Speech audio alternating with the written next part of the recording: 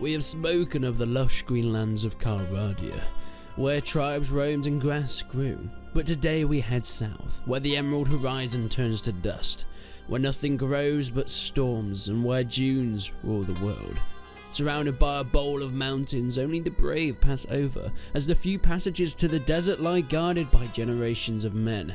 These men are like no other. They fight like no other. They live like no other. They call themselves the Aserai.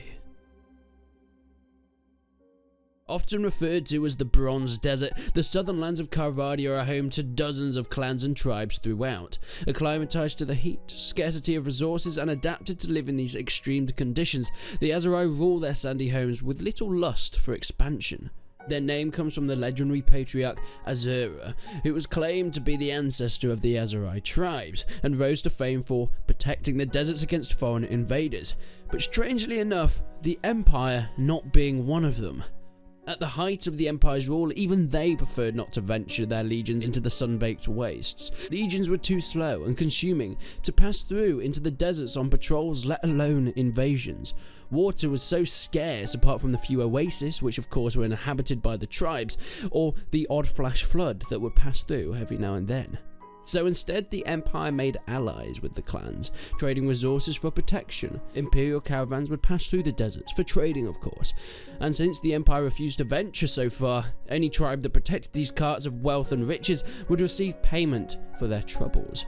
But the Empire did not care who did it. They didn't care which tribe was responsible for their caravan's protection, and they would pay whoever took up the offer.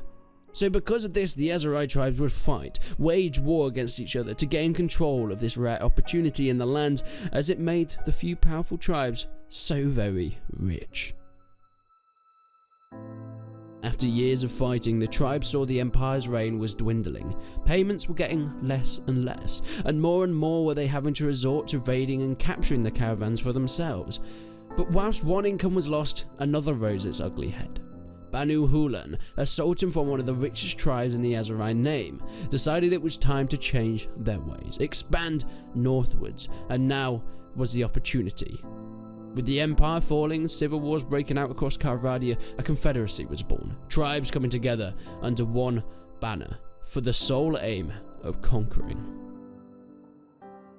And so the game begins. Stepping into the seat of sultans before, whilst what initially seems at a disadvantage, the Aserai have only up to go. Literally. Defending your lands and moving into others, creating an empire of your own with the help of some of the best bowmen and cavalry in the game. The Aserai are based on the Arab tribes, just before the great Islamic conquest of the 7th century. This gives the opportunity for Bannerlord to tap into the wide variety of units, tactics and history behind the tribes. Fighting initially in the dunes, craggy mountains and oases, but soon being able to push up north. Now of course, like later relations of the Sultanate, the Aserai will be using plenty of javelins, setting up lines in battle to hurl pointed sticks at their enemy at any chance they can get. Along with this heavy close-ranged firepower, the Aserai do have powerful archers as well, their veterans being some of the best in the game.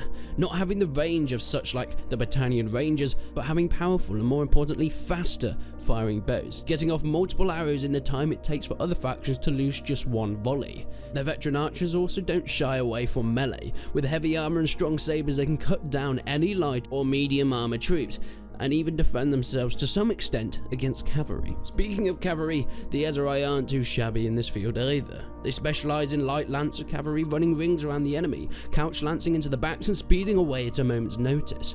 In their roster also having the ability for heavier armoured cavalry to give out crushing mace blows or stay back with horseback bows. They're a very versatile force for all types of terrain. Although the Aserai have never been famed for their infantry, they always seem to be weaker in the field. Flimsy shields and not all that much hitting power behind their short swords, except when it comes to the Aserai guards. These heavy shock infantry can dish out really strong blows with their bardiche on any unfortunate passerby.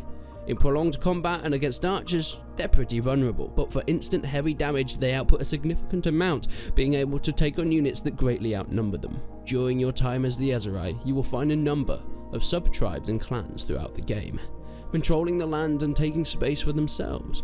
While similar in tactics and retinue, they all have their different ways of life.